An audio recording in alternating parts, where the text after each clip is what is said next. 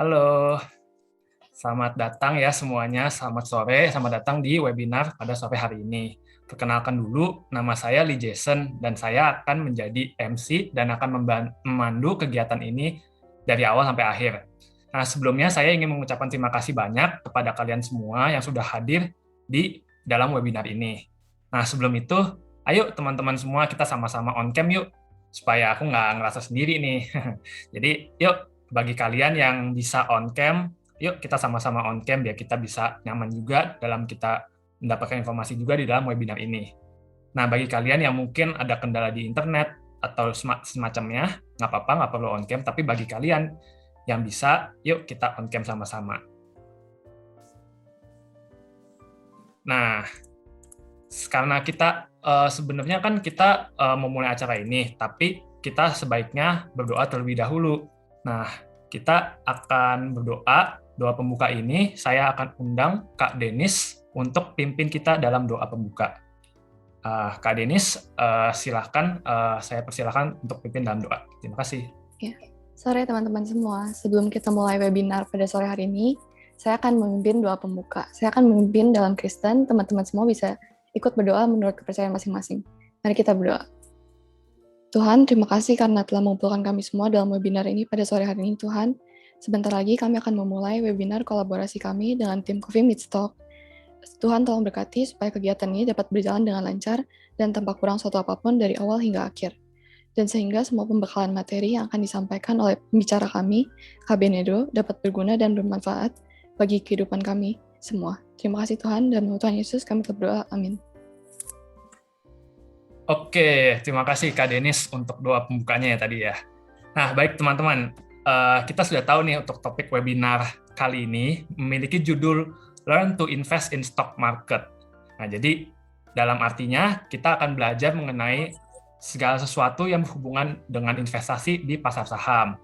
Nah, kali ini webinar ini akan kita laksanakan bersama dengan Coffee Meets Stock. Nah, hari ini kita sama-sama mau belajar nih. Nah, tapi pasti dong ada pembicaranya. Nah, kalau gitu, tanpa berlama-lama, aku kenalin dulu nih pembicara kita pada sore hari ini. Nah, oleh karena itu, aku akan baca dulu nih CV-nya dari pembicara kita. Jadi, pembicara kita adalah Kak Benedo Manuel, ya. Jadi, dia merupakan lulusan dari Bina Nusantara University, Bachelor Degree of Economics. Dia juga merupakan seorang qualified wealth planner di QWP Academy. Untuk pengalaman kerjanya sendiri, dia pernah menjadi financial auditor di private company pada tahun 2017 sampai 2020. Dia juga pernah menjadi financial speaker di Digibank by DBS, collaboration with Indonesia Stock Exchange, Fosfoyer, Mekari, dan Unika Atmajaya. Nah, sekarang dia menjabat sebagai co-founder dan chief operating officer atau COO di Coffee Meets Stock. Nah, tanpa berlama-lama lagi, kita sambut aja pembicara kita hari ini, Ko Benedo Manuel. Halo Ko, bisa dengar ya suara saya? Jason, hai. Ya, Hai teman-teman. Oke, teman-teman. Jadi sebelum kita mulai, ya dimohon supaya teman-teman semua bisa menjaga kondusivitas acara kita, supaya kita bisa sama-sama belajar ya dari Ko Benedo nanti. Nah, di akhir sesi ini akan ada sesi Q&A. Jadi bagi kalian nih yang memiliki pertanyaan atau mungkin nanti masih bingung nih apa sih yang sebenarnya dijelasin dari Ko Benuel ini, nah bisa banget kalian langsung chat di Zoom ini, langsung di chat pertanyaan kalian, nanti akan saya pandu dalam sesi Q&A-nya. Oke, jadi tanpa berlama-lama lagi, Ko Benedo, saya persilahkan ya untuk bisa share screen. Oke, thank you Jess. Thank you juga sebelumnya buat teman-teman dari UPH yang udah nyelenggarain acara ini ya. Dan udah ngundang Coffee Meets Talks, boleh kasih kita kesempatan untuk sharing hari ini. Oke, teman-teman sebelumnya mau kasih tahu nih, kalau di Coffee Meets Talks biasanya webinar tuh kita santai banget ya, kita kayak ngobrol, benar-benar kayak ngobrol teman aja. Jadi kita better pakai logo aja ya, biar nggak terlalu kaku, gue juga lebih nyaman, kalian juga pasti jauh lebih nyaman ya. Kita pakai gue lu aja ya. Oke, sebelum mulai, teman-teman gue pengen tahu deh, kalian tuh pada umur berapa sih? Ini anak-anak UPH semua kan harusnya ya. Untuk anak-anak UPH, kalian pada umur berapa nih? Jadi gue ada bayangan gitu, kalian semester berapa? 20, 19. Semester awal berarti ya? Semester 1 atau 2-an gitu ya? Rata-rata. Lu ada yang 17 tahun. 17. Oh, oke, 19. Paling tua 20 ya. Wah, kalian masih muda-muda banget. Tadi ada yang 17 gue lihat tuh. Dulu waktu gue umur 17, dikit banget yang belajar saham. Gue kayak sepi gitu loh. Gue belajar saham gak ada temen. Sekarang udah rame. Wah, sip. Oke. Thank you teman-teman responnya. Oke. Nah, sekarang kita mulai teman-teman. Learn to invest in stock market with Kafemi Stocks. Ya, ada pepatah bilang kalau nggak kenal maka tak sayang ya. Walaupun kadang udah sayang masih bisa nyakitin ya. Sekarang gue mau ceritain dulu nih tentang Kafemi Stocks ke teman-teman. Biar kalian ada gambaran lah. Hari ini yang bawain materi siapa sih? Oke. Jadi teman-teman, oh iya gue lupa. Sebelumnya, kalau teman-teman butuh tempat untuk berdiskusi tentang pasar saham, nanti kita bisa sharing-sharing juga, teman-teman bisa nanya sepuasnya juga. Bakal dapetin update tentang berita-berita yang lagi hot di pasar saham segala macam deh pokoknya. Kalian boleh nih join ke grup officialnya Kafemi Stocks. Di dalam tuh ada kayak sekitar 8.700-an orang yang bakal ngobrol-ngobrol. Kalau kalian mau tanya apapun, di dalam juga ada community manager yang bisa bantu kalian. Nanti kalau ada pertanyaan, feel free untuk ngobrol di grup tuh rame biasanya. Kalian bakal keep up to date lah sama apa yang terjadi di pasar saham kalau join grup ini. Boleh teman-teman. Kalau mau di scan, gue tunggu 15 detik kali ya, biar gak kelamaan.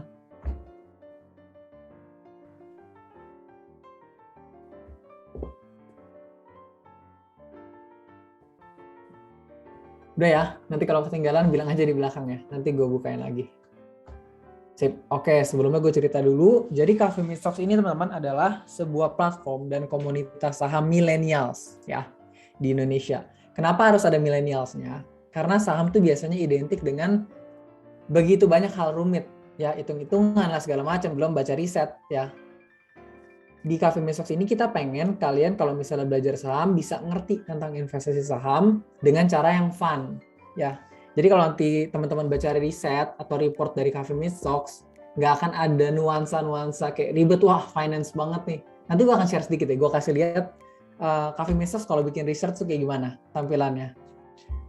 Oke, jadi Kafemi Stocks ini berdirinya tahun 2019 pertengahan teman-teman. Jadi kalau teman-teman tahu saham ini kebetulan saham itu jadi apa ya istilahnya jadi naik banget, jadi populer banget di tahun 2020-an pas corona. Nah, jadi Kafemi Stocks ini udah berdiri jauh sebelum itu teman-teman. Jadi ya kita bukan salah satu dari yang ikut-ikutan hype doang yang kayak cuma bikin komunitas karena lagi rame nih saham segala macam ya.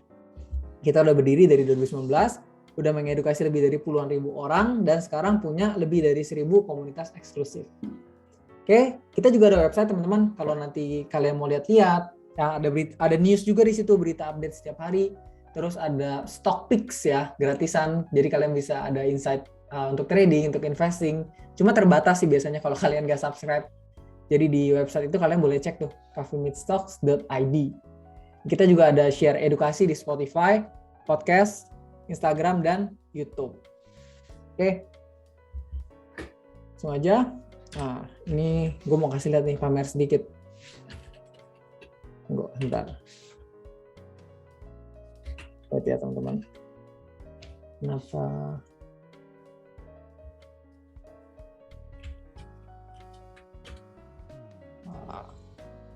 Nah, ini teman-teman gue mau pamer dikit nih ya. Kalau teman-teman meragukan kredibilitas dari Kafemi Stocks, kita belum lama ini diliput nih sama beberapa media. Ya, medianya bukan media ecek-ecek, teman-teman bisa lihat nanti kalau mau iseng googling juga boleh, monggo silahkan. Ya, kita Theo, CEO kita juga beberapa kali diwawancara media untuk ditanya pendapat tentang kondisi pasar sih. Jadi ya seputar itu teman-teman tentang Kafemi Stocks, sekilas biar kalian tahu aja.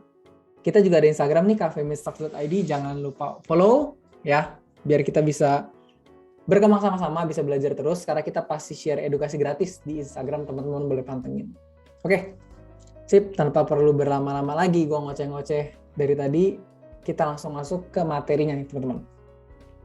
4 kondisi keuangan yang harus dipenuhi sebelum mulai investasi. Nah, mungkin teman-teman bingung nih, kita mau belajar saham, tapi kenapa bahasnya tentang personal finance, fondasi keuangan.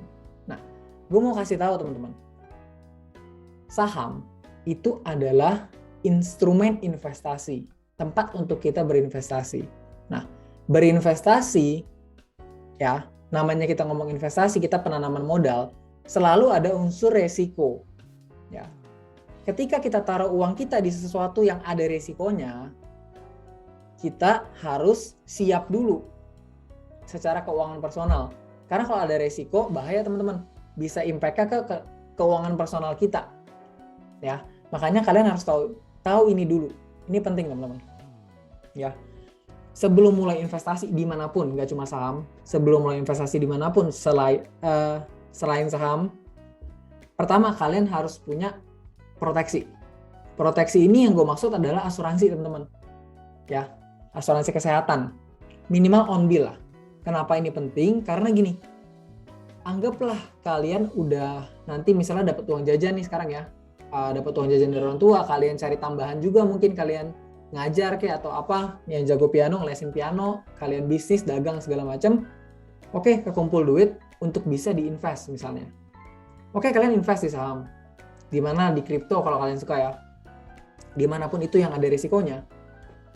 Tapi kalau kalian nggak punya proteksi dulu, ya amit-amit deh, kita nggak tahu ya keadaan gimana, tapi amit-amit aja, amit-amit kita anggap kita tiba-tiba sakit. Yang nggak usah muluk-muluk deh, DBD deh. Teman gue baru kemarin kena DBD tuh. Karena DBD, masuk rumah sakit, habis 30 juta.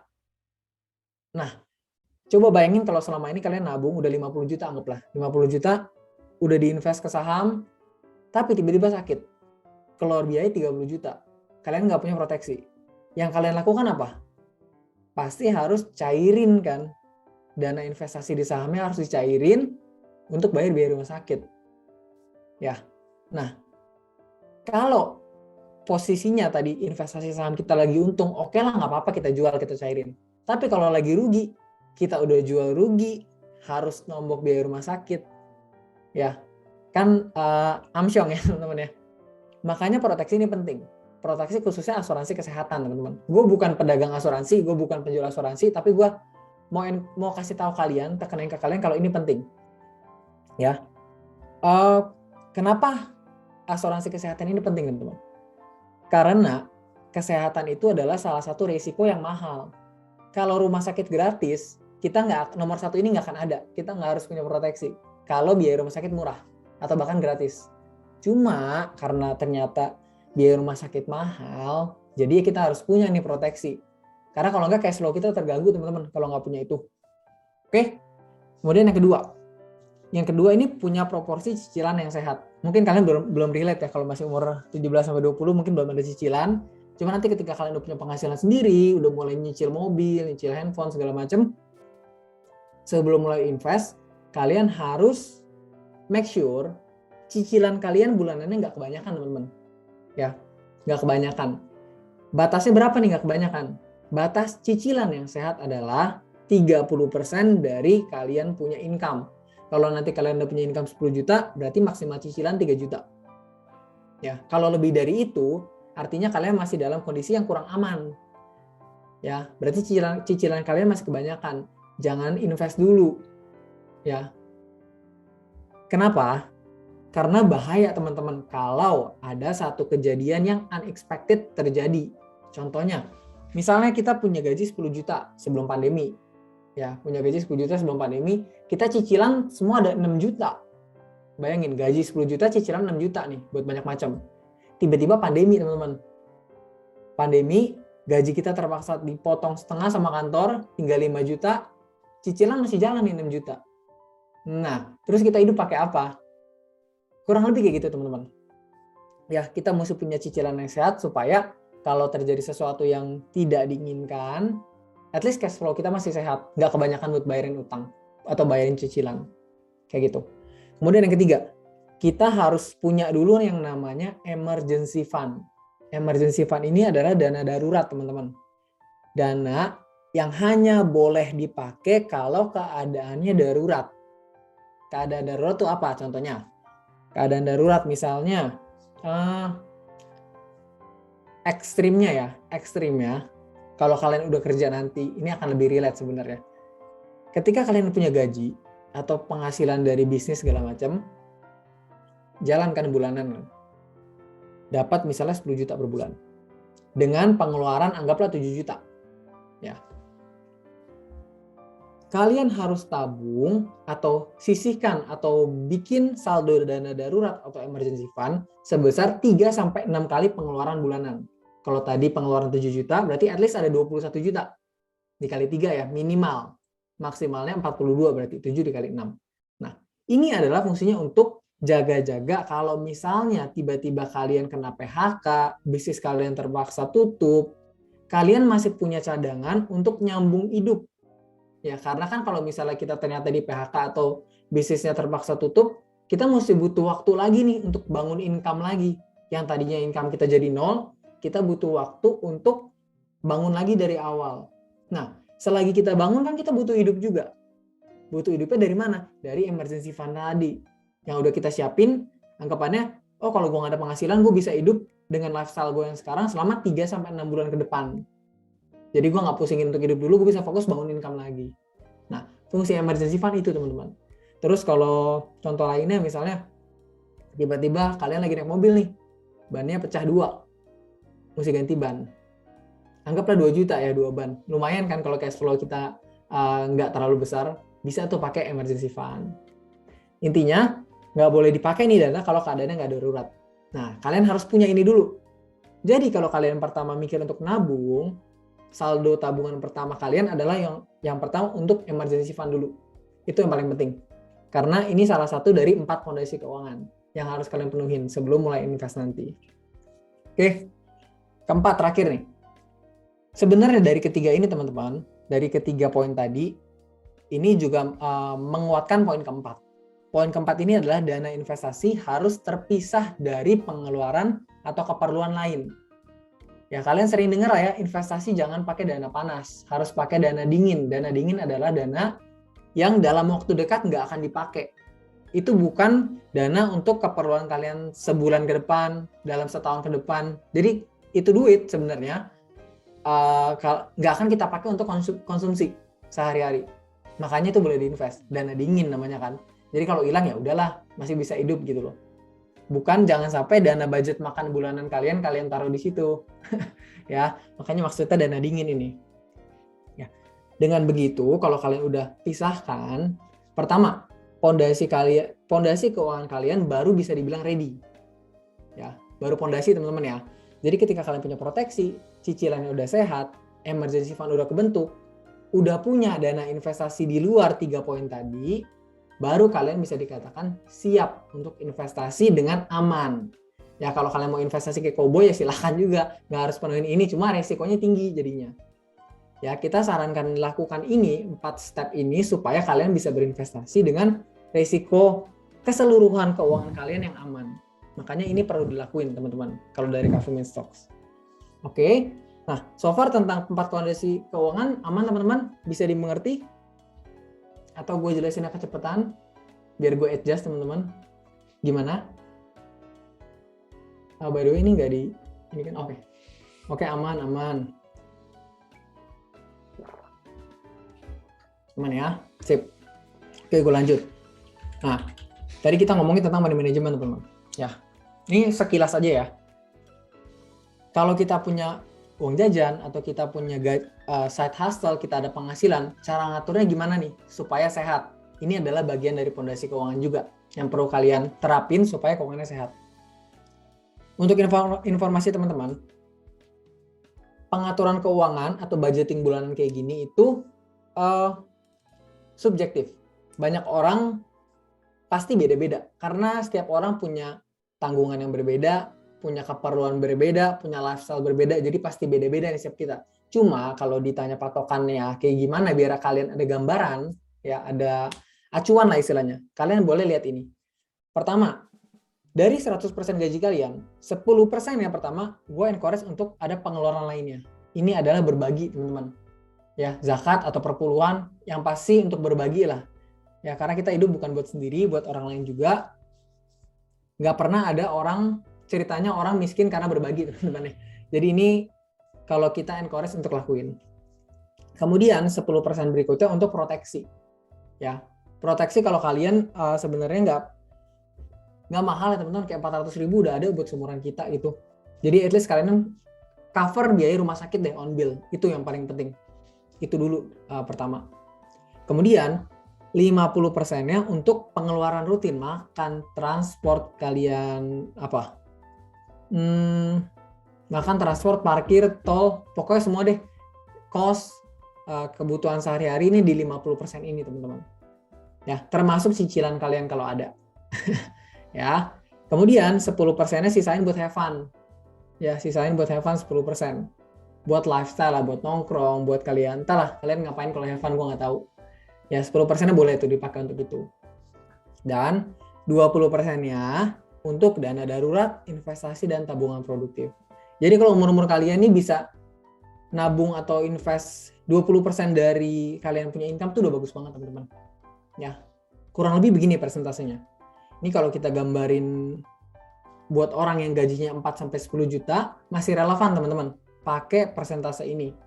2 juta untuk kebutuhan hidup, ya. Ini kalau 4 juta ya teman-teman. Mungkin terlalu kecil, cuma ini kita kasih batas bawahnya lah. 50% berarti 2 juta untuk hidup. Bisa lah ya kalau misalnya mepet banget teman-teman, maksa gitu ya makan warteg tiap hari 2 juta untuk hidup. 20% yang langsung untuk tabungan dan investasi. Nah, kalau untuk tabungan dan investasi kalian jangan tunda. Ketika dapat uang jajan, ketika dapat gaji langsung sisihin. Jangan sisain, sisihkan bukan sisakan. Ke rekening lain atau top up ke RDN kalian untuk di saham kayak gitu. 20%-nya untuk berbagi dan have fun tadi. Ya, 10%-nya untuk perpuluhan zakat, 10%-nya untuk have fun. Terakhir 10%-nya untuk proteksi, teman-teman. Nah, kurang lebih gitu. Oke. Sebelum kita masuk ke saham nih, sedikit lagi kita masuk ke bahas saham, teman-teman. Gue mau kasih tahu kalau saham itu kan sebuah instrumen investasi ya. Cuma instrumen investasi itu nggak cuma saham. Jadi pada dasarnya instrumen investasi itu dibagi jadi dua, teman-teman. Dasarnya. Ada yang dasarnya itu utang, ada yang dasarnya itu saham atau kepemilikan. Bedanya apa? Coba kita lihat. Kalau instrumen investasi yang dasarnya itu utang, ya basically ketika kita investasi di instrumen yang dasarnya utang, kita lagi meminjamkan uang, kita lagi ngutangin satu pihak. Contohnya apa? Contohnya deposito sama obligasi. Itu kan sebuah instrumen juga yang kita bisa pakai untuk invest kan. Nah, kalau kita invest di deposito, invest di obligasi, kita lagi minjemin uang. Kalau deposito contohnya, kita lagi minjemin uang ke bank, kemudian bank pakai uang kita dan janjiin ke kita untuk kasih return, kasih imbal hasil, kasih bunga. Jadi uang kita kayak disewa gitu teman-teman. Nih lu, gue pinjemin 100 juta, lu kasih gue setiap tahun 4 juta ya. Kayak gitu, kurang lebih uang kita disewa gitu, ada biaya sewanya. Obligasi pun sama. Obligasi itu bisa dua teman-teman. Bisa pemerintah yang terbitin, bisa perusahaan yang terbitin. Tapi konsepnya mirip-mirip sama deposito. Kita pinjemin uang ke si penerbit obligasi, bisa ke negara, bisa ke perusahaan. Nanti pihak yang nerbitin obligasinya itu wajib untuk kasih kita kupon bunga, kasih kita biaya sewa uangnya lah istilahnya lah gampangnya. Kalau kita taruh sekian nanti dapat bunga setahun 7%, 6%, kurang lebih kayak gitu. Ya, untuk instrumen dasar itu utang. Nah, kalian perlu tahu beda dengan instrumen investasi yang dasarnya itu kepemilikan atau saham. Di sini gue kasih contoh ada saham itu sendiri, saham perusahaan, sama ada properti.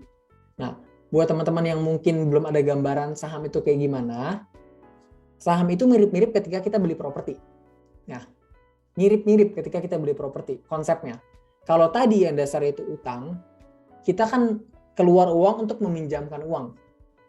Tapi kalau instrumen investasi yang dasarnya kepemilikan atau saham, ketika kita keluar uang, kita tuh sedang membeli asetnya. Kalau konteksnya saham, kita sedang membeli saham. Kalau properti, kita sedang membeli properti. Beda sama tadi meminjamkan ya. Kalau beli, yang ini nih, kalau beli, kita keluar uang dapat barang.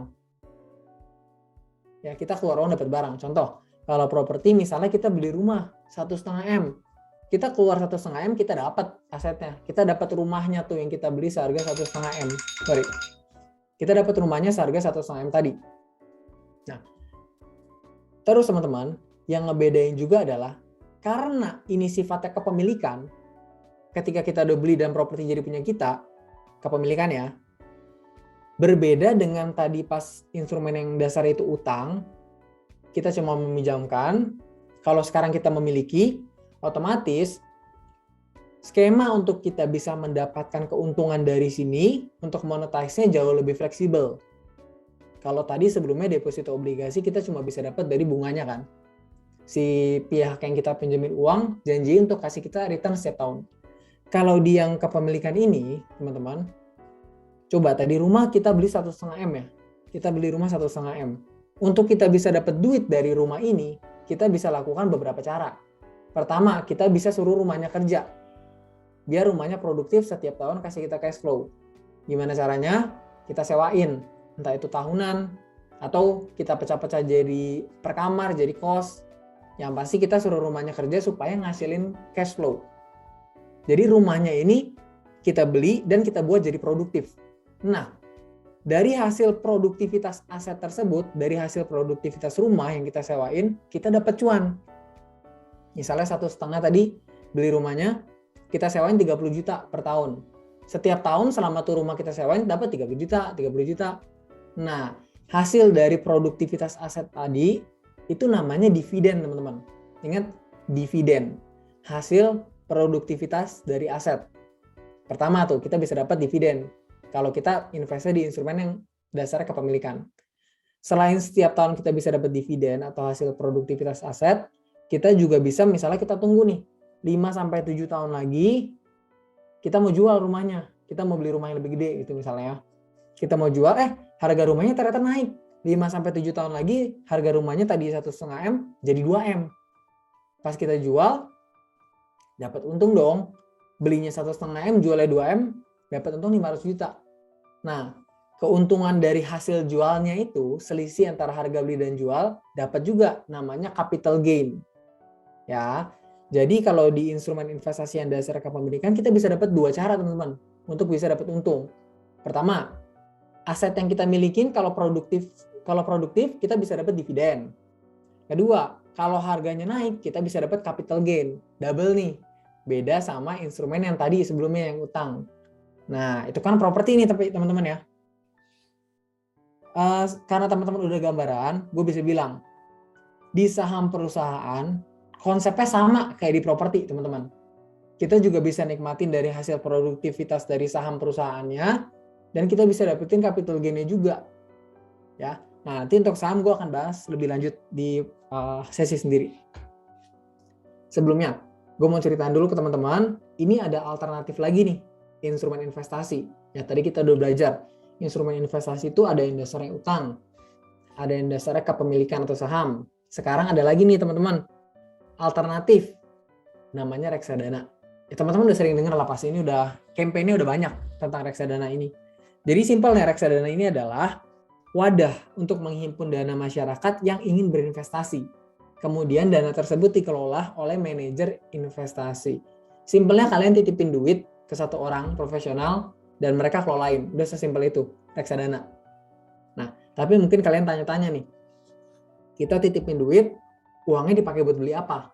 Buat beli saham kah? Buat beli obligasi kah? Dibeliin deposito kah? Nah, teman-teman harus tahu reksadana juga banyak macam berdasarkan produk investasinya. Jadi kan kita titipin uang ke manajer investasi. Nah, mereka ini juga pilih-pilih produknya yang dibeli itu apa. Tergantung jenis reksadananya. Nah, kalau kalian sekarang ada invest di reksadana, hati-hati nih. Takutnya kalian beli jenis reksadana yang nggak sesuai sama tujuan kalian. Coba kalian ada yang udah invest di reksadana belum? Gue mau tahu deh, ada gak yang udah kenal sama reksadana? Kalista sudah, udah familiar sama reksadana ya? Sekarang anak umur 19 tahun, canggih bener. Oh banyak juga yang udah ya, ternyata. Udah, oke. Sudah, oke. Wah, mantap kalian. Sudah melek finansial sejak dini. Nah, oke, gue lanjut ya teman-teman ya. Thank you responnya. Jadi reksadana ini ada banyak jenisnya teman-teman. Jangan salah pilih. Karena beda reksadana, beda juga apa ya bilangnya, alokasinya. Kalau kalian mau taruh di reksadana untuk dana darurat, taruhlah di reksadana yang lebih aman. Tapi kalau reksadananya sengaja untuk kembangin dana untuk jangka panjang, taruhlah di yang lebih beresiko. Taunya dari mana beresiko atau lebih aman? Kita coba bahas teman-teman ya. Jadi reksadana ini secara garis besar dibagi jadi 4 jenis. Ya, secara garis besar. Ada yang namanya reksadana pasar uang. Reksadana pasar uang ini reksadana paling aman. Reksadana yang paling aman, tapi returnnya kecil. Nggak jauh-jauh dari deposito. Kenapa? Karena kalau kita beli reksadana pasar uang, ini yang pertama ya, kalau kita invest di reksadana tersebut, ya, kan kita titip di manajer investasi. Manajer investasinya itu pakai uang kita untuk beli deposito bank juga. Terus beli sertifikat Bank Indonesia. Pokoknya semua instrumen yang sifatnya mirip-mirip deposito.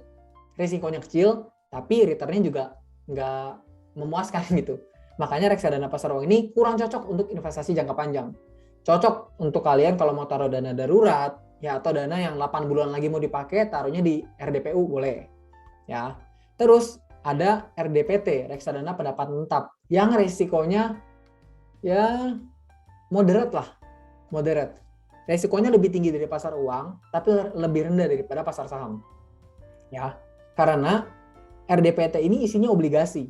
Kalau kita beli atau invest di reksadana pendapatan tetap, ya nanti manajer investasinya akan pakai uang kita untuk beli obligasi-obligasi.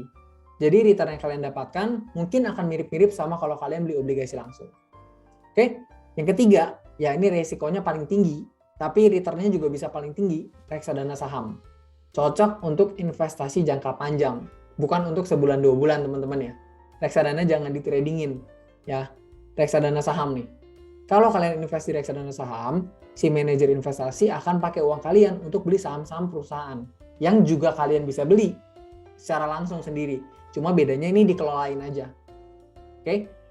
Kemudian yang keempat ada reksadana campuran. Ini lebih balance nih. Jadi kalau campuran ini dia atur komposisinya sehingga balance resikonya. Ada di instrumen pasar uang ada, obligasi ada, saham juga ada. Nah, ini tergantung strateginya nih. Berapa persen di mana, setiap reksadana bisa beda. Nah, buat kasih gambaran ke teman-teman, mungkin bingung ya. Reksadana saham ada nih, yang kita bisa titipin dana doang dikelolain. Ngapain kita capek-capek belajar saham sendiri, ya trading kayak investing kayak, ngapain repot-repot gitu ada reksadana. Kalian perlu tahu, reksadana itu pertama, udah pasti kalian nggak bisa belajar apa-apa. Kalau manajer investasinya salah ambil keputusan, kalian nggak tahu waktu itu kenapa ambil keputusan itu. Kemudian, potensi keuntungan kalian invest saham sendiri itu jauh lebih besar dibanding di reksadana saham. Karena kalau di reksadana saham itu dia banyak terikat sama aturan. Dia kan kelola dana ratusan M sampai triliunan. Otomatis ada aturan-aturan kayak misalnya nggak boleh beli satu saham lebih dari berapa persen dia punya portofolio gitu. Sedangkan kalau kalian invest sendiri, kalian yakin sama satu perusahaan, kalian bisa beli lebih banyak sebenarnya dari total dana kalian. Jadi gue bisa bilang lebih profitable, potensi keuntungan lebih besar kalau invest sendiri di saham. Dan untuk kalian bisa ngerti dan bisa perform well di pasar saham, gue bisa bilang kalian nggak susah lah untuk bisa lakuin itu, untuk bisa untung puluhan persen per tahun ya, belasan persen sampai puluhan persen kalian bisa banget lah, nggak susah. Kalian cuma perlu kecerdasan rata-rata, nggak perlu jadi orang jenius untuk bisa lakuin itu. Jadi kalau kita encourage untuk kalian invest saham secara langsung, karena kalian bisa belajar juga jadinya nanti. Oke? Kemudian, nah ini kita bahas saham nih teman-teman. By the way, gue mau tanya, ada yang masih belum tahu saham itu apa? Teman-teman, biar gue ada gambaran, gue ngomong sama siapa sekarang? Kalian udah ngerti belum saham itu apa sebenarnya?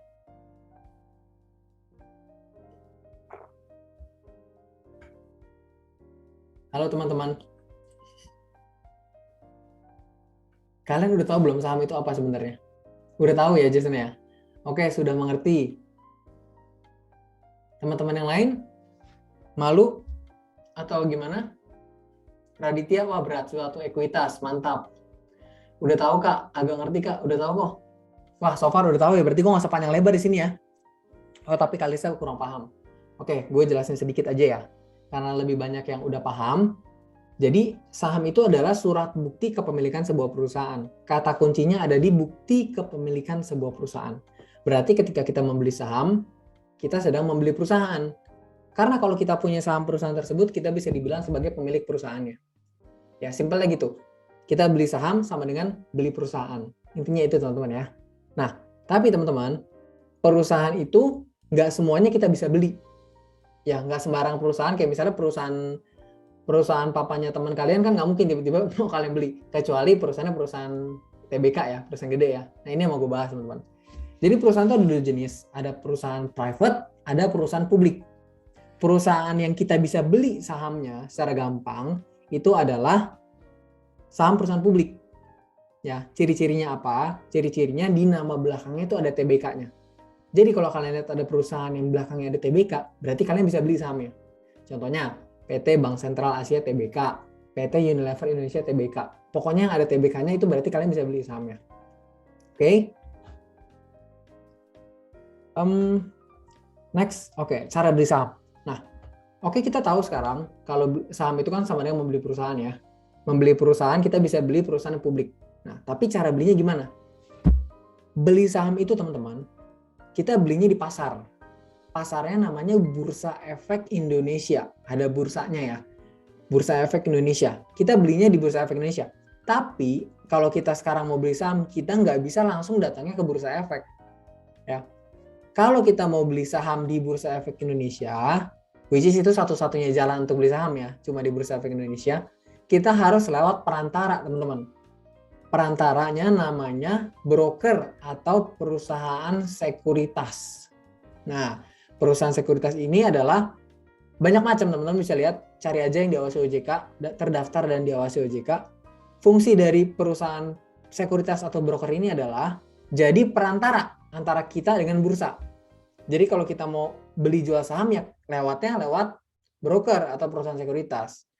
Jadi kalau kita sekarang mau beli saham, yang kita cari bukan bursa efeknya. Yang kita cari adalah perantaranya, perusahaan sekuritas. Langkah pertama kita buka akun rekening efek dulu di perusahaan sekuritas. Nanti ketika kalian buka rekening di perusahaan sekuritas, kalian akan sekalian dibukain yang namanya RDN. RDN ini adalah rekening dana nasabah teman-teman. Jadi ini rekening bank yang kerja sama perusahaan sekuritasnya, yang fungsinya untuk nampung dana kalian, yang nantinya akan dipakai untuk jual dan beli saham. Jadi kalian uangnya nggak dipegang sama perusahaan sekuritasnya. Jadi nggak perlu takut dibawa kabur, uang kalian nanti akan ditaruh di rekening dana nasabah atas nama kalian. Rekening bank atas nama kalian. Itu. Nanti kalau udah jadi akunnya, RDN udah jadi, kalian tinggal setor dana. Nanti setelah setor dana, kalian tinggal download aplikasinya. Tanya aja sama customer service-nya perusahaan sekuritas, aplikasi dia namanya apa. Nanti lewat aplikasi itu kalian udah bisa beli jual saham. Kapanpun, dimanapun, sama ada internet ya. Nah, kalau kalian bingung, banyak banget perusahaan sekuritas, kalian pilih manapun bebas. Ya, pilih manapun bebas. Yang penting terdaftar dan diawasi OJK. Ya kalian udah pasti tahu lah yang terkenal apa segala macam. Tapi gue mau kasih tahu, Cafe Mistox ini kerjasama sama CGS teman-teman. CGS CIMB ini top 5 juga, top 5 broker yang kalau kalian lihat aplikasinya juga lumayan oke teman-teman, enak. Dan yang pasti kalau daftar ini tanpa minimal deposit. Jadi kalau ada beberapa perusahaan sekuritas itu biasanya ada minimalnya teman-teman, lumayan besar. Tapi di sini tanpa minimal deposit dan full online.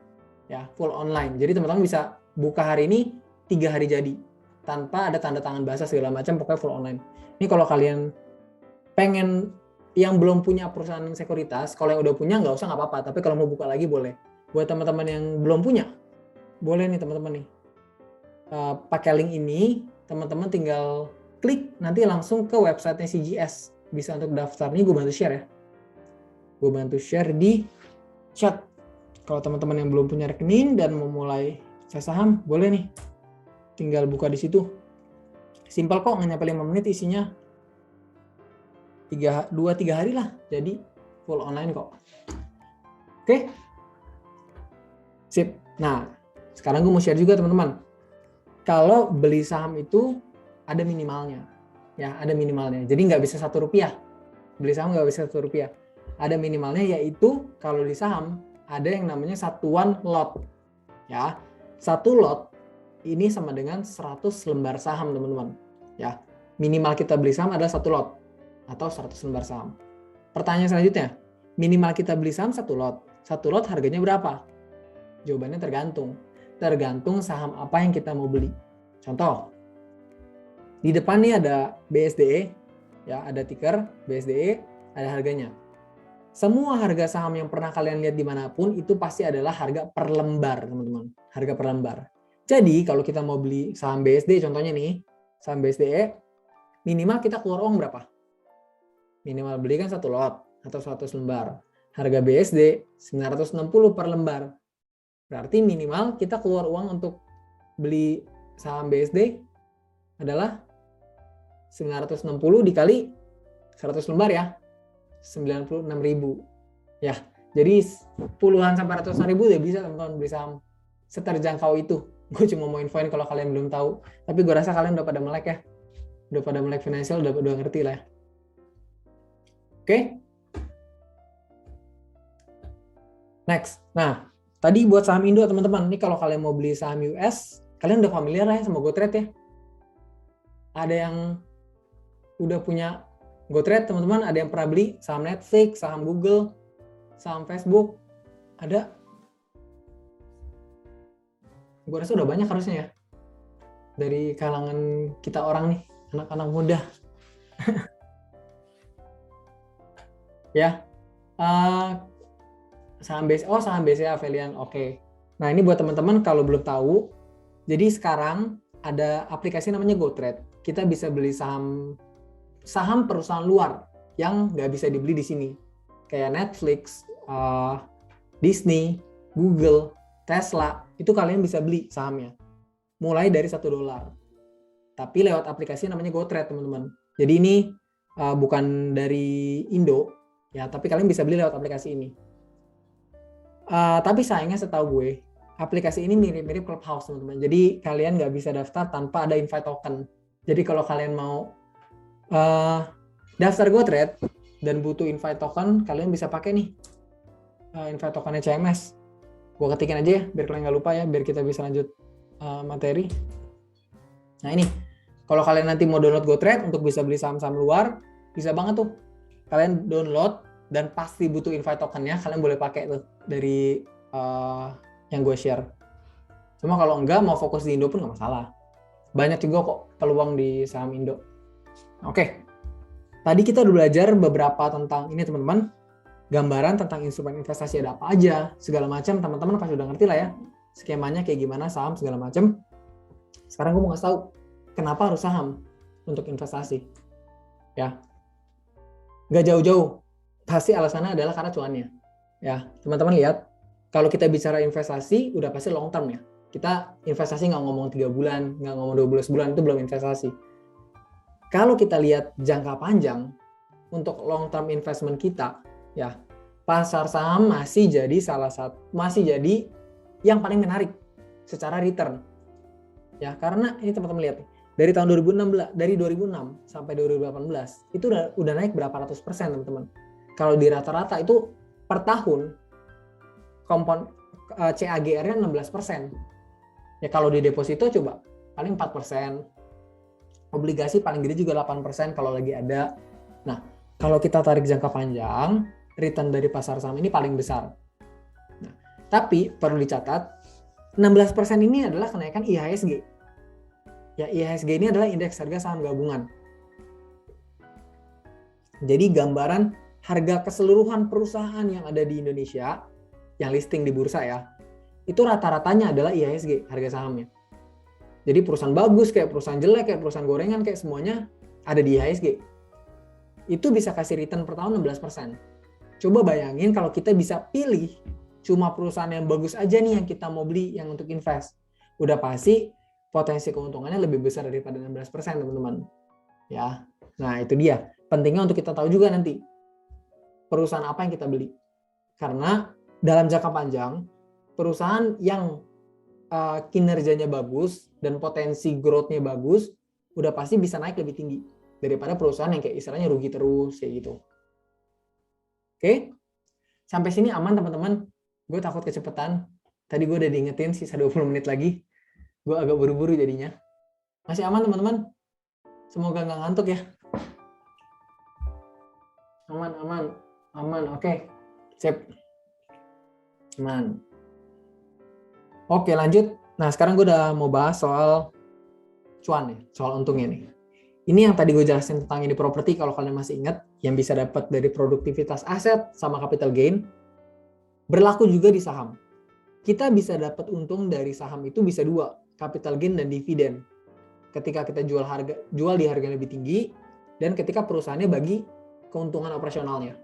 Nah, sama capital gain itu maksudnya apa nih? Contoh nih, portofolionya Coffee Meets Stocks, waktu itu 2019 kita beli WG di harga 220, di 400 jual. Beli Pegas di 2030, di 2700 jual. Jadi selisihnya lumayan nih teman-teman. Dari capital gain ini di bawah 1 tahun, ya kurang lebih 6 bulan kebetulan dapatnya 6 bulan. 30%, 80% lumayan ya dari capital gain. Nah, terus dari dividen juga bisa kita juga bisa nikmati nih dari dividen. Jadi contohnya nih, ini ada Bank Mandiri katanya bagi dividen sebesar Rp353 per lembar saham. Nah, tinggal kaliin aja tuh. Kita punya berapa lot, punya berapa lembar, dikaliin sama dia bagi berapa per lembar. Kalau Bank Mandiri misalnya kita punya 1 lot, berarti kita dapat 35.000 gitu ya. Nah, ini banyak-banyakan lot aja kalau mau lebih berasa makan untuk dividen. Nah, dividen ini dibagiin perusahaan tergantung ya. Kalau perusahaan lagi mau bagi dividen, lagi nggak ada ekspansi, dia bagiin. Tapi kalau dia mau keep keuntungannya untuk ekspansi, ada rencana, dia bisa juga nggak bagi dividen. Terlebih perusahaan rugi, udah pasti nggak bagi dividen. Ya, karena nggak ada untungnya, mau dibagi apanya gitu ya.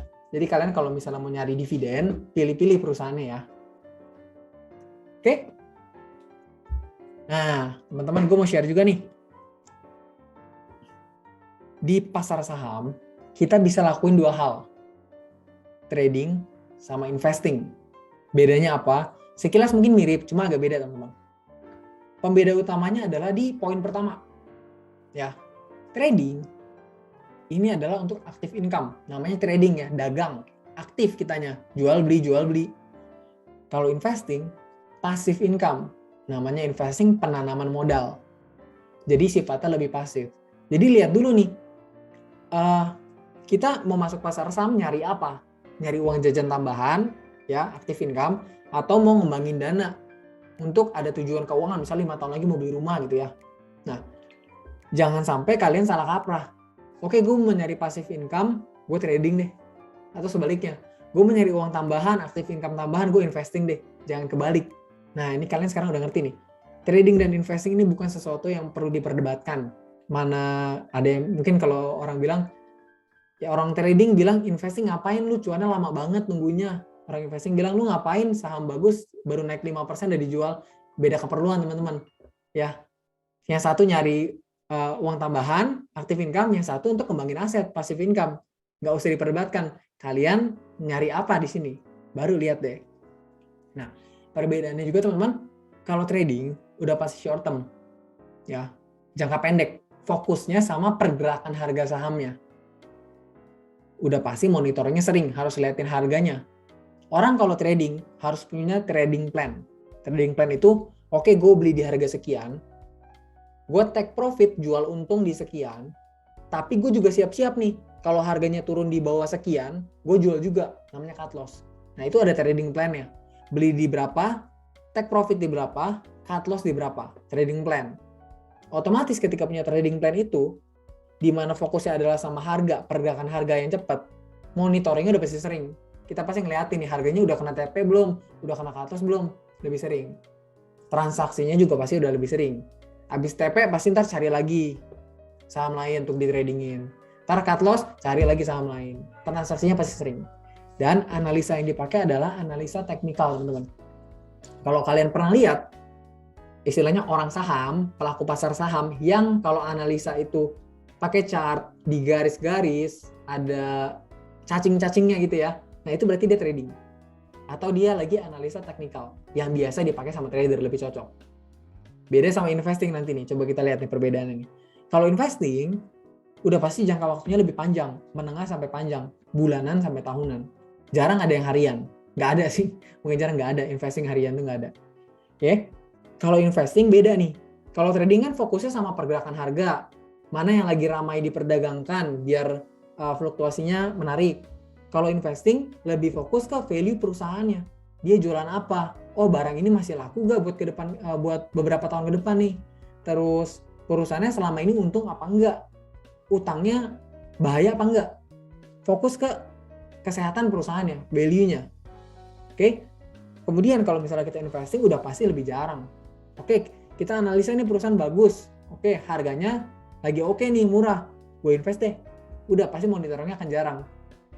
Karena kita tahu pergerakan harga dalam jangka pendek tuh tidak menggambarkan kinerja perusahaan sesungguhnya. Kalau kita yakin perusahaannya bagus ya sampai tahun-tahun ke depan kita masih bisa hold atau kita masih bisa pegang sahamnya.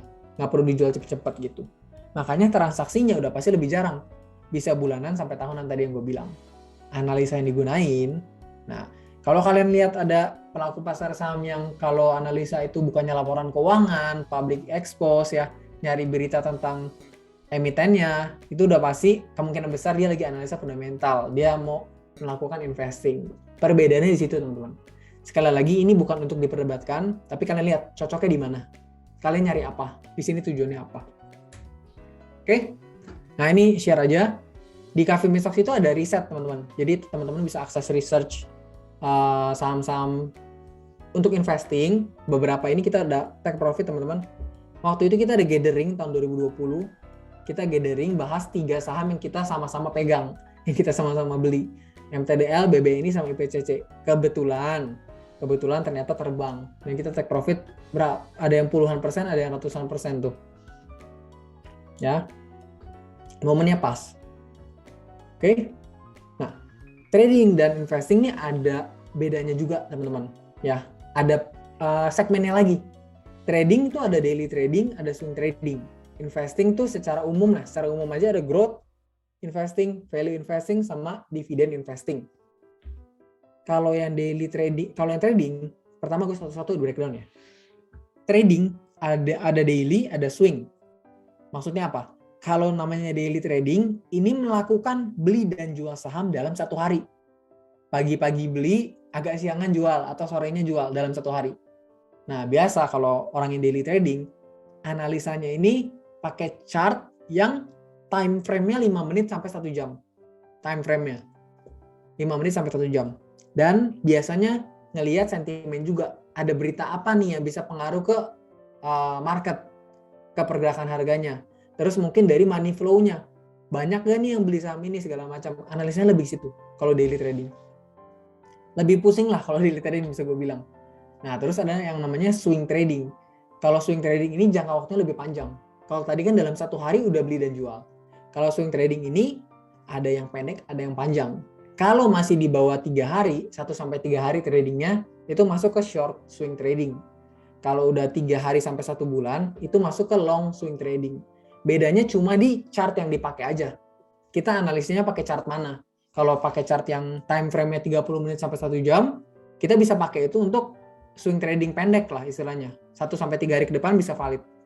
Kalau untuk long, kita biasa pakai candle atau time frame-nya itu harian. Jadi kalau kalian analisa chart, satu candle itu 1 hari untuk long swing trading.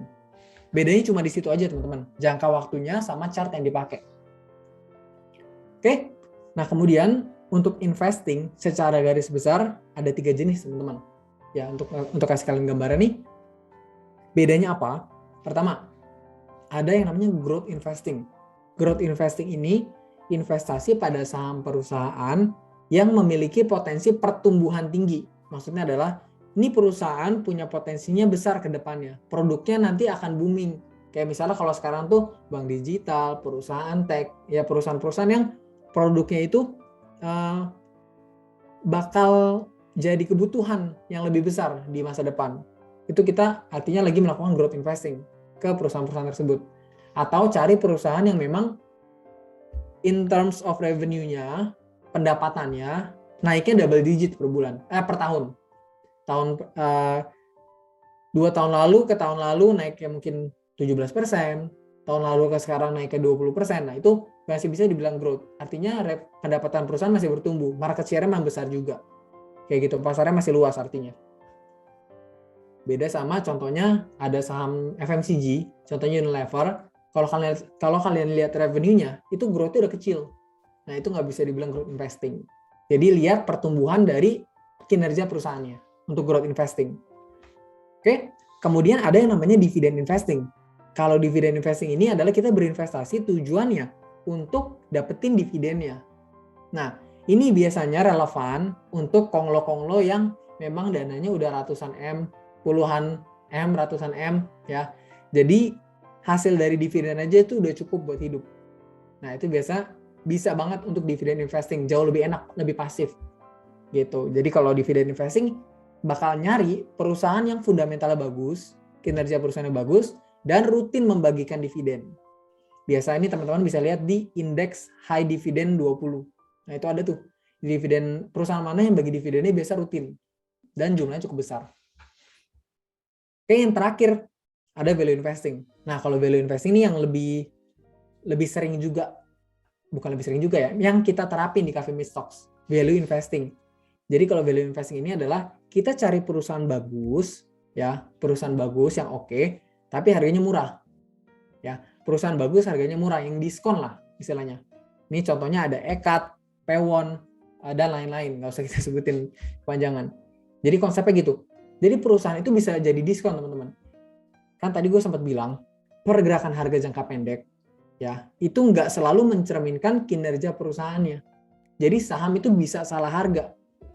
Jadi misalnya perusahaan ini kayaknya harusnya, wajarnya kalau kita lihat, itu di harga 1.000. Tapi kenapa sekarang harganya 500? Oh, lagi diskon nih. Kalau kita cukup sabar dan cukup yakin sama analisa kita, nah itu bisa jadi potensi tuh, value investing. Perusahaan bagus, lagi diskon. Nah, umumnya, cuan bisa lebih gede di sini, di value investing, teman-teman. Nah, karena basis analisanya adalah fundamental. Dan jangka waktunya biasa bulanan sampai tahunan. Makanya bisa puluhan sampai ratusan persen karena itu. Harus ada unsur sabarnya juga kalau di value investing. Oke? Nah, ini kita mau share sedikit ya, teman-teman. Ini ada kita punya value stocks, ya, research yang kita bikin tuh semua kalau fundamental tuh value stocks. Kalau trading baru technical. Ya, value stocks ini kita beberapa kemarin baru take profit, MTDL, Ekat, XL, Adro. Kebetulan Adro ya, batubara lagi naik banget. Kita take profit udah ada 5 deh. Dalam beberapa bulan ke belakang kita take profit 5, teman-teman. Dari value stocks. Terus kalau yang trading juga nih, ya trading kita ada beberapa juga nih rangkuman. Ada yang pasti, ada yang cuan, ada yang minus ya. Kalau trading itu teman-teman jangan pernah sekali-sekali expect atau mikir bakal untung terus. Sejago apapun analisa kalian, yang benar selalu adalah market. Kita ngikut market aja. Kalau kita benar hoki, oke. Tapi kalau salah ya udah, harus cut loss, harus disiplin. Kalau trading itu disiplin. Karena namanya cut loss nih kayak gini nih, nggak bisa dihindarin. Pasti ada, sejago apapun kalian. Ya tapi gimana cara kita maintain plusnya lebih banyak daripada minusnya, itu aja sebenarnya untuk trading. Oke? Nah ini ada swing trade juga tadi daily tuh. Ini untuk daily trading, ini swing trade nih. Pasti ada teman-teman ya tuh minus. Tapi kalau plus juga lumayan nih, 14%. Minus 3%, 3%. Yang penting disiplin sih. Kalau untuk trading nih teman-teman. Ya, penting disiplin. Nah oke. Teman-teman udah tahu semua tentang, tunggu, teman-teman udah tahu semua yang perlu teman-teman ketahui ketika mau masuk saham. Next-nya apa gitu ya. Next-nya kalian pasti pengen cuan kan. Kalian pasti pengen make profits, pengen make money di pasar saham. Caranya cuma 2. Kalian dalemin lagi, pelajarin tadi kan gue udah cerita ya. Ada trading, ada investing, kalian mau yang mana? Dalemin di salah satu, cobain, belajar cara analisa teknikal, cara analisa fundamental, pelajarin caranya. Kalian bisa baca buku kayak, nonton YouTube kayak, ikut webinar segala macam. Nanti mungkin kalian bisa cek Cafe Meet Stocks juga, soalnya setiap bulan kita biasa ada webinar. Kalau kalian mau ikut, monggo banget teman-teman. Kita bisa sharing-sharing juga nanti di webinarnya, kalian bisa belajar lebih jauh, atau kalian juga bisa temukan hasil jadinya. Jadi, istilahnya kalau kalian nyari ikan, kalian mau masak ikannya sendiri atau beli ikannya jadi gitu ya. Nah kalau kalian prefer untuk males belajar, males nggak ada waktu mungkin untuk pelajarin, kalian bisa cari hasil jadinya. itu Cafe Mistalks ada membership teman-teman. Tadi di website yang gue sempat mention sebelumnya, kalian bisa subscribe, itu ada beberapa fitur yang kalian bisa manfaatin. Contohnya Stockpix. Nah, Stockpix itu ada 3 teman-teman. Kalian bisa pakai untuk daily trading, untuk swing trading, sama value invest. Mungkin biar lebih jelas, gue boleh ini kali ya, share bentar. Gue kasih lihat website-nya ke teman-teman, biar kalian ada gambaran. Nah, nih, teman-teman nanti kalau misalnya gabung di membership Cafe Mistalks ya, kalian bisa dapat ini semua nih. Ini by the way pakai akun gue udah member ya. Gue dikasih member sama admin Cafe Mistalks free. Oke. Nah, ini kalian pertama bisa dapat ini, news yang pasti berita-berita update setiap harinya. Terus ada rangkuman berita nih. Ya, research report lah tentang per bulannya. Ini yang gue bilang teman-teman. Cafe Mistalks itu komunitas saham millennials. Jadi kita nggak akan kasih research yang nggak enak dibaca, yang nggak sedap dipandang. Makanya semua kita desain supaya kita kayak baca majalah lah. Jadi memang isinya berat, cuma karena tampilannya kayak majalah kita nikmat bacanya gitu loh. Oke, nah terus di sini ada e-course teman-teman sebelumnya. Nah di e-course ini ada video-video yang kalian bisa tonton nih. Ada puluhan video kalau kalian mau belajar nih tentang analisa fundamental yang advance, analisa fundamental yang beginner, ada technical juga nih. Kalau kalian belajar nih, bisa akses nanti personal finance juga ada. Banyak video-video di sini yang kalian bisa akses. Terus ada analyzer. Jadi kalau kalian mau cari data perusahaan, bisa juga dari sini teman-teman. Bentar. Sinyalnya agak kurang baik.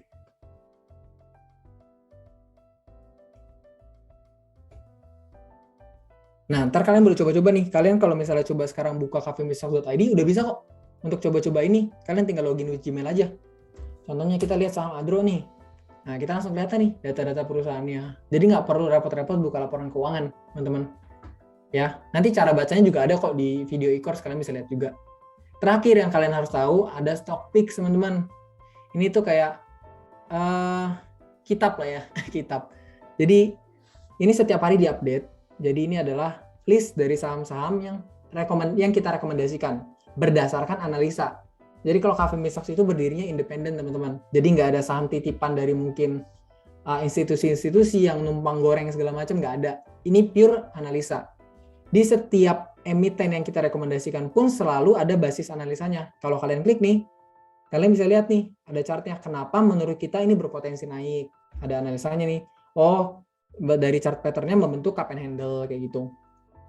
Ini ada untuk trading, daily trade sama swing trade. Sama teman-teman, kayak gitu juga ada analisanya nih. Tuh, kenapa ini bagus, chartnya kayak gimana, alasannya apa, potensi dan risikonya segala macam. Untuk daily sama swing trading kayak gitu. Terus ada juga untuk investing, kalau kalian lebih prefer untuk invest jangka panjang, yang tadi gue bilang, ada research dari beberapa emiten. Cuma gue nggak bisa share panjang karena nanti bocorin teman-teman yang udah membership di Cafe Mistalks, tapi gue kasih sekilas aja ya teman-teman. Cafe Mistalks kalau bikin research tuh kayak gimana. Nah ini lihat nih, ada researchnya saham auto. Ini kalau kalian lihat, dari research ini kalian udah tahu keseluruhan tentang perusahaan itu. Dari kegiatan usahanya, kondisi keuangan, sampai valuasinya. Ini kalau kalian baca terus nih, lengkap teman-teman. Kalian bisa tahu semua yang kalian perlu tahu tentang perusahaannya. Dan yang pasti, ya ini kalian lihat sendirilah. Baca research kayak baca majalah gitu. Jadi materi berat jadi enak gitu bacanya, nggak pusing. Karena desainnya yang gue bilang tadi, makanya kita bilangnya millennials.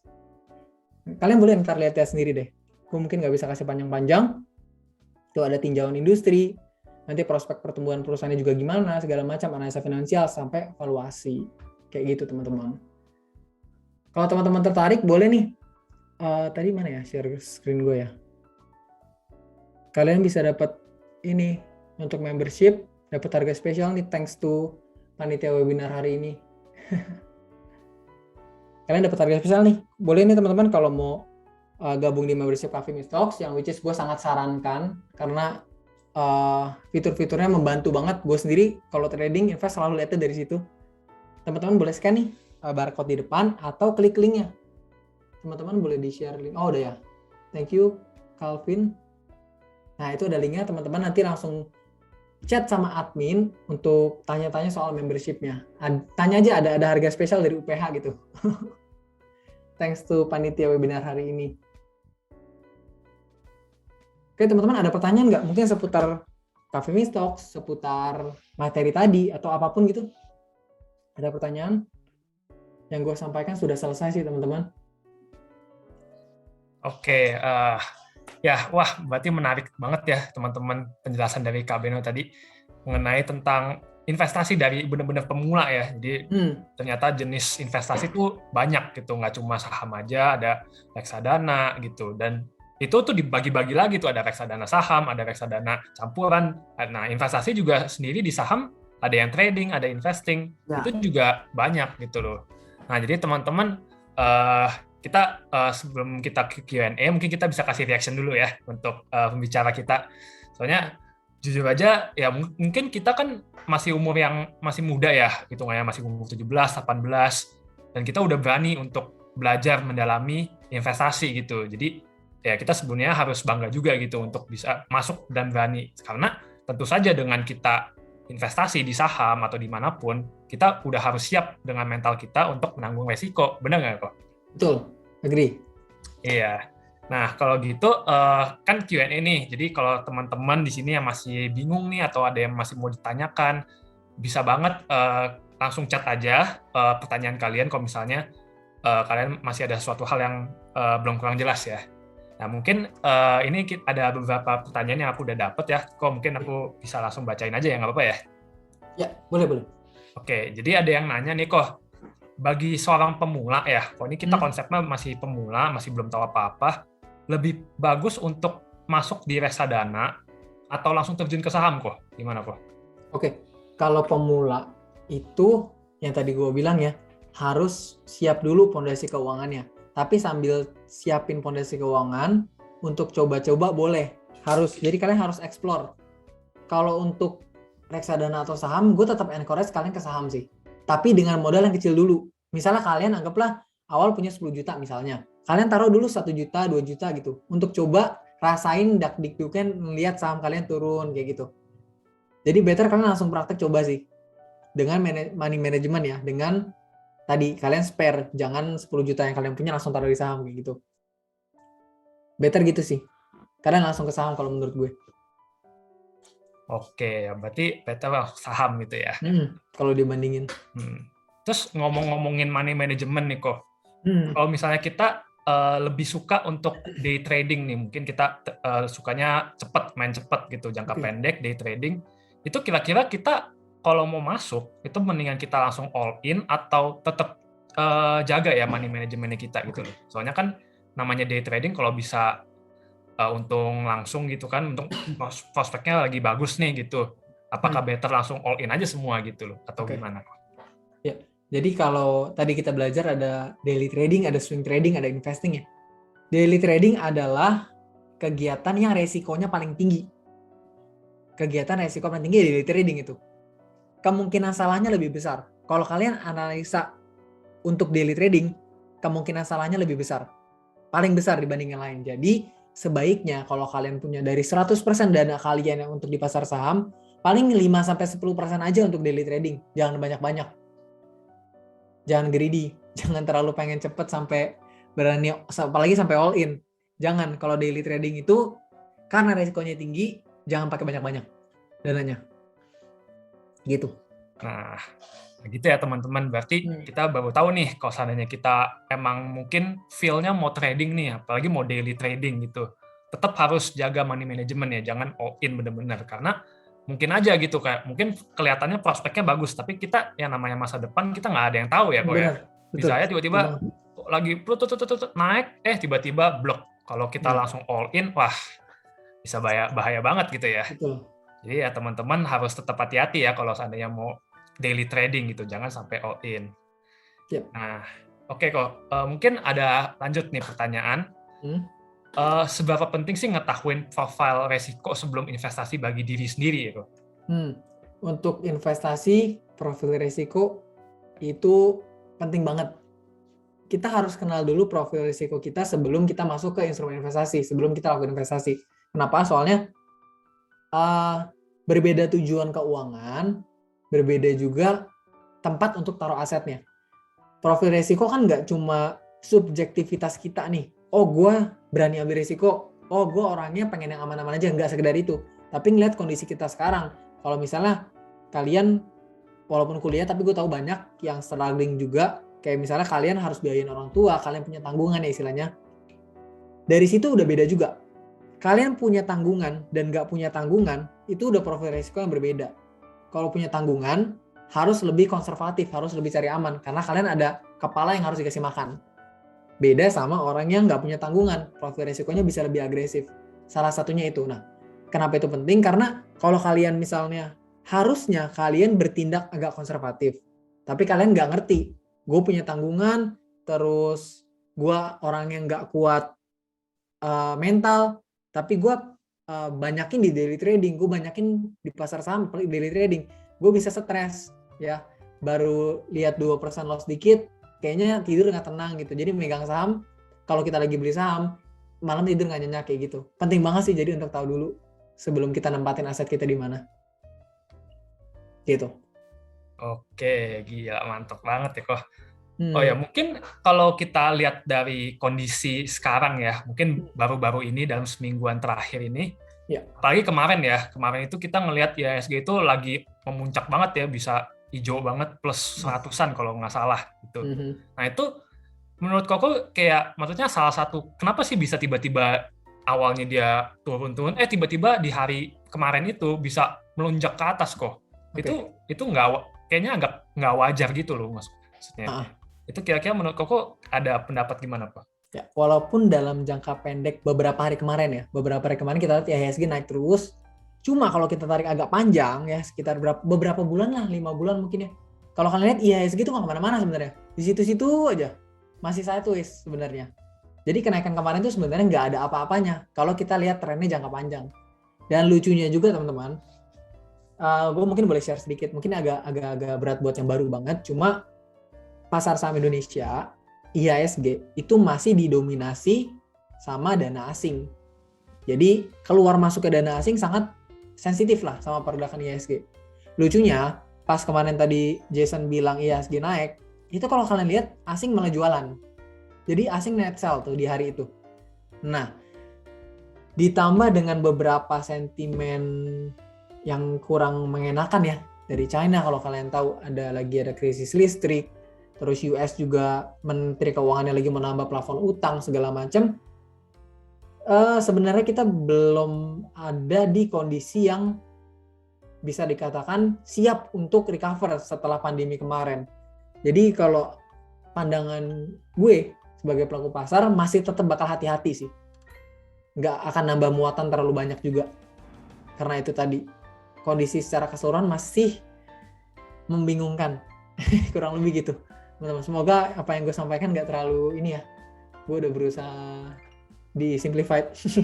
Iya kok. Tapi mungkin berarti ya kalau kita mindsetnya long term gitu, mungkin pergerakan naik yang kemarin itu mungkin nggak ada seberapa efeknya gitu ya kalau kita mindset long term. Tapi mungkin bagi yang mainnya daily trading apalagi itu mungkin mereka kesempatan gitu ya, bagus banget gitu. Betul. Jadi itu perbedaan mindset juga harus kita pelajarin juga gitu. Kalian mau trading atau mau long term gitu. Kalau long term ya jangan panik gitu, karena itu nggak ada berapa gitu. Oke.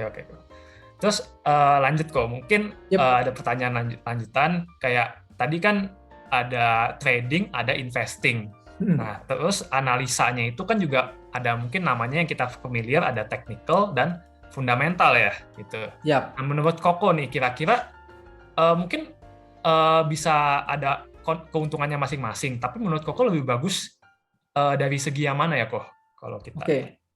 Itu sama kayak nanya mendingan lebih jago mana karate sama taekwondo, boxing sama apa ya, gue nggak ngerti sih apa martial arts.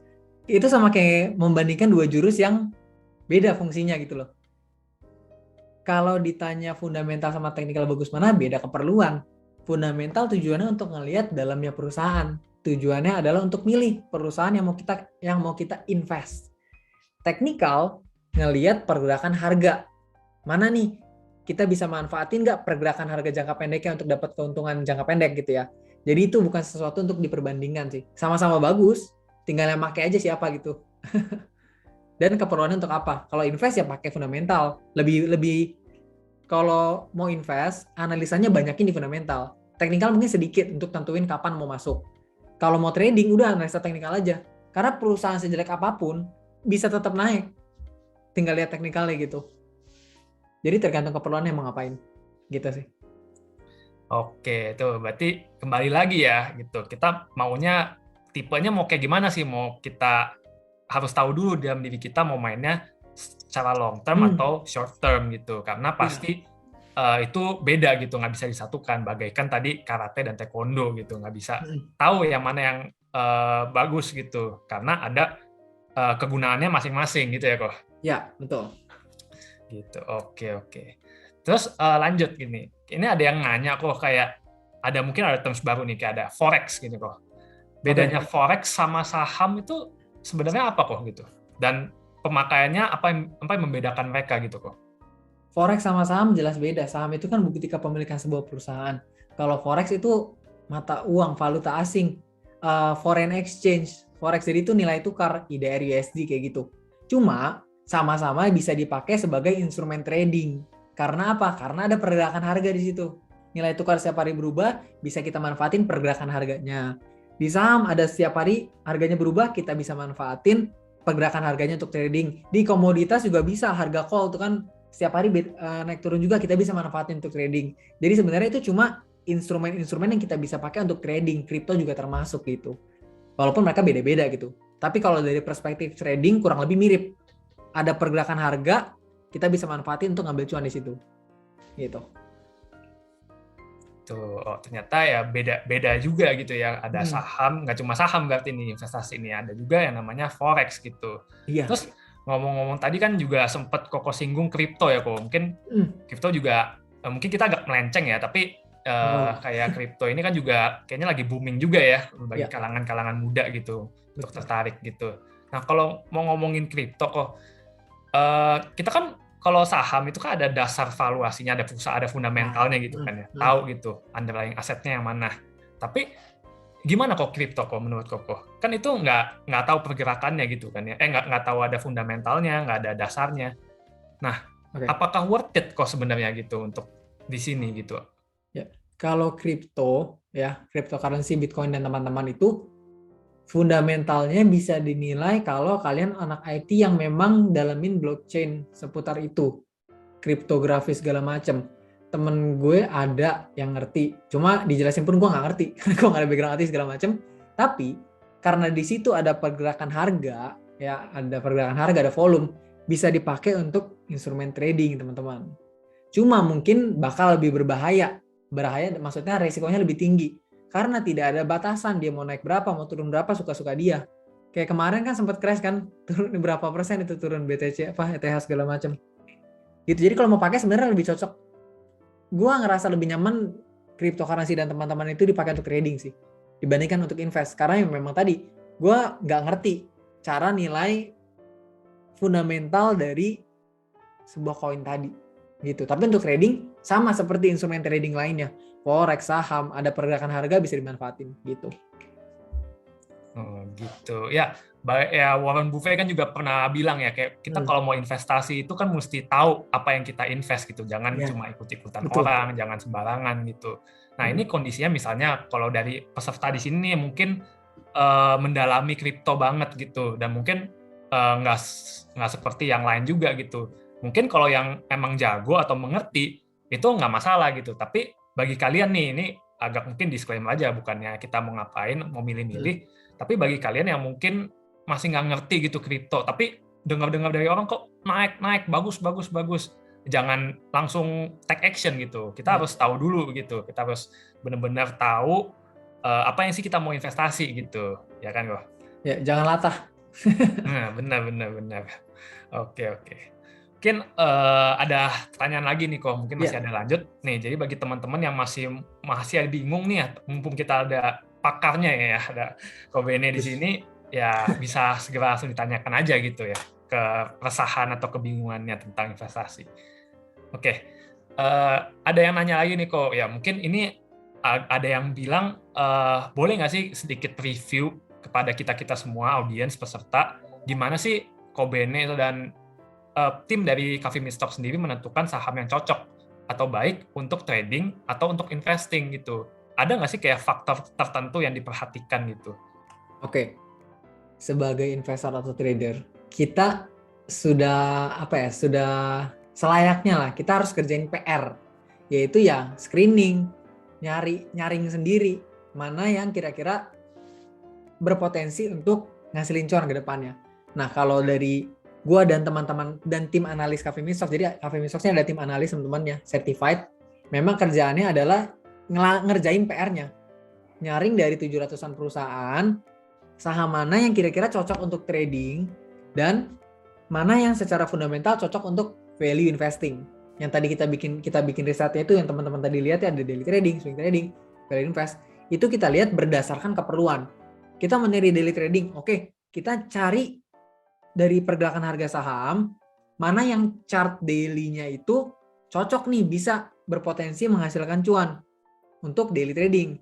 Untuk swing, kita lihat yang candle dalam time frame satu candle satu harinya, mana nih yang ada pola-pola tertentu yang biasanya cuan, mana yang area harganya lagi di daerah support, yang lagi uptrend segala macam. Kalau value invest, kita lihat perusahaan mana yang bagus, cuma nggak gitu populer, nggak gitu banyak diperbincangan sehingga harganya masih rendah. Cuma growth-nya bagus nih, dia punya perusahaan value-nya bagus. Dalam arti perusahaannya untung, utangnya nggak berbahaya, cash flow-nya oke, sehingga kita bisa asumsikan ke depannya harganya bisa naik ke nilai yang kita anggap wajar. Nanti kalau kalian lihat juga di risetnya tuh kita ada kasih gambaran juga valuasinya berapa harga wajar dari sahamnya gitu. Jadi kalau ditanya acuan, kita bikin acuannya adalah ya tadi tergantung keperluannya apa.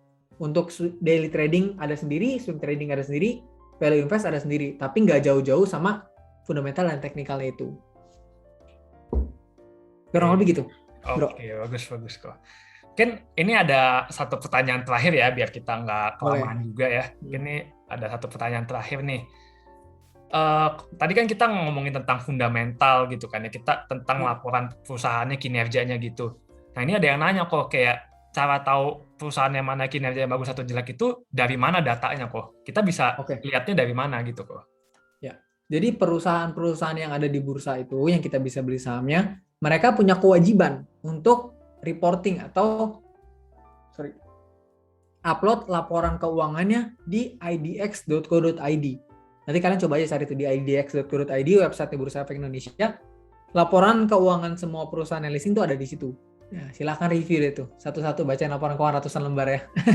Tapi kalau malas, kalian pakai aja tuh di coffeemeetstocks.id for free, kalian bisa lihat kok. Cek ada di CMS Analyzer yang tadi gue bukain tuh, tinggal ketik emitennya, keluar kok data keuangannya. Tinggal lihat untungnya berapa, cash flow-nya berapa, segala macam. Kayak gitu datanya.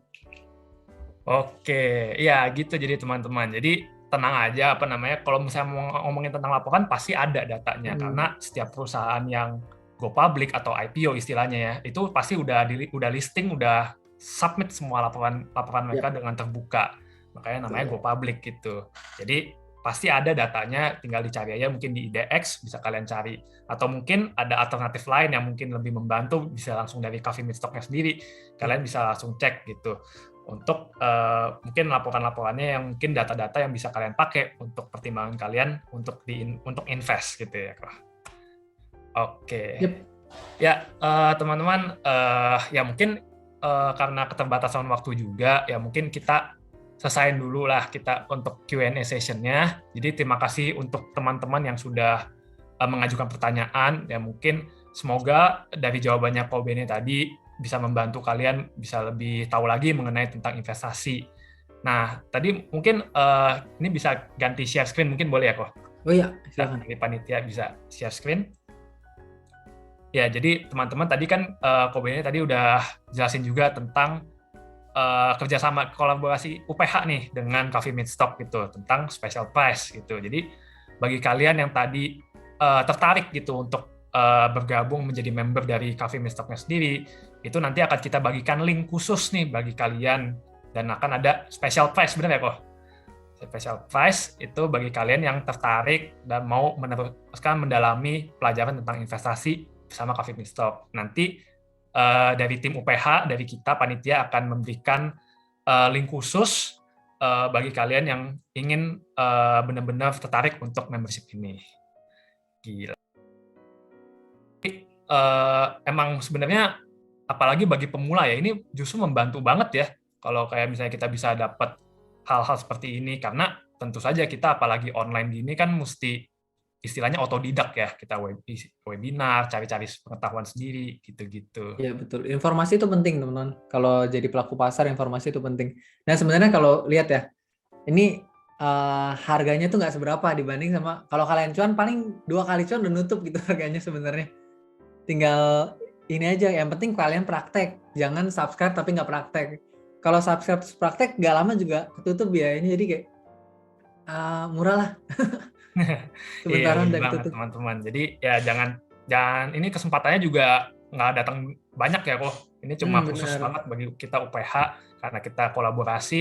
Iya. Jadi bagi kalian sekali lagi bisa banget untuk isi aja linknya ya. Kita akan nanti kasih follow up lagi tentang linknya di grup lain kita. Gitu. Oke.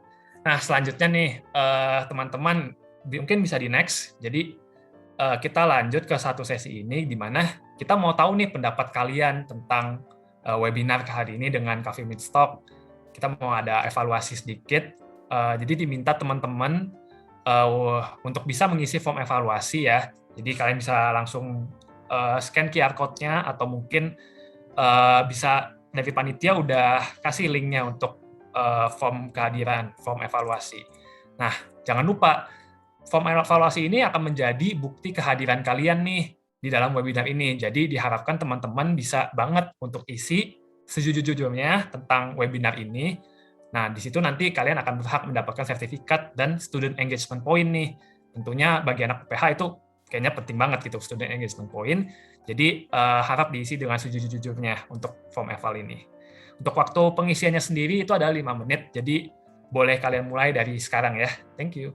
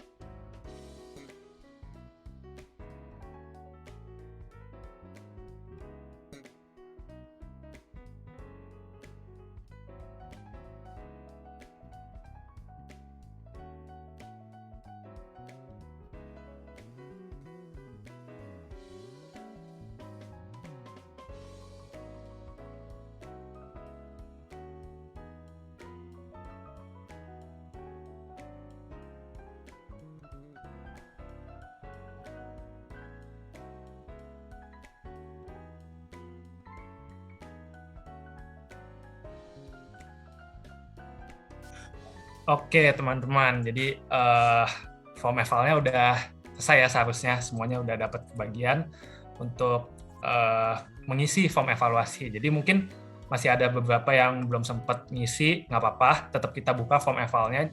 Karena ingat, ini form eval akan menjadi bukti kehadiran kalian di sini, supaya kalian bisa dapat sertifikat dan student engagement point. Jadi ya kalau ada teman-teman kalian yang sempat udah leave dulu, ya boleh di-share gitu untuk form evalnya sendiri supaya kita bisa mencatat dan mendata siapa yang hadir di webinar ini. Oke, jadi terima kasih semuanya sudah meluangkan waktu untuk mengisi form ini.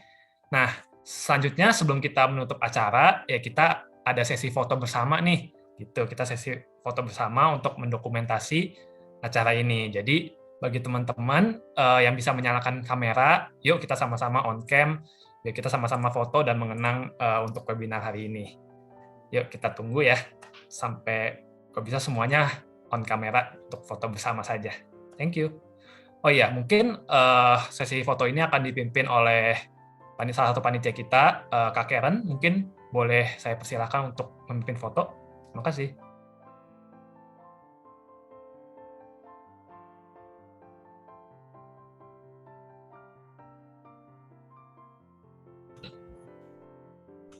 Slide 1, bentar ya. Oke teman-teman, kita siap-siap untuk foto ya.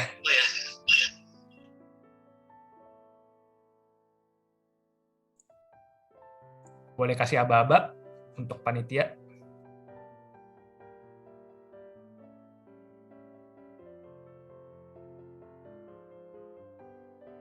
Slide 2.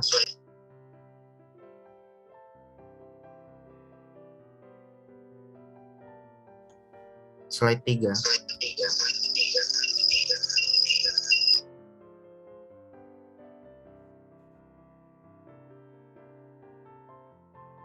Slide 4.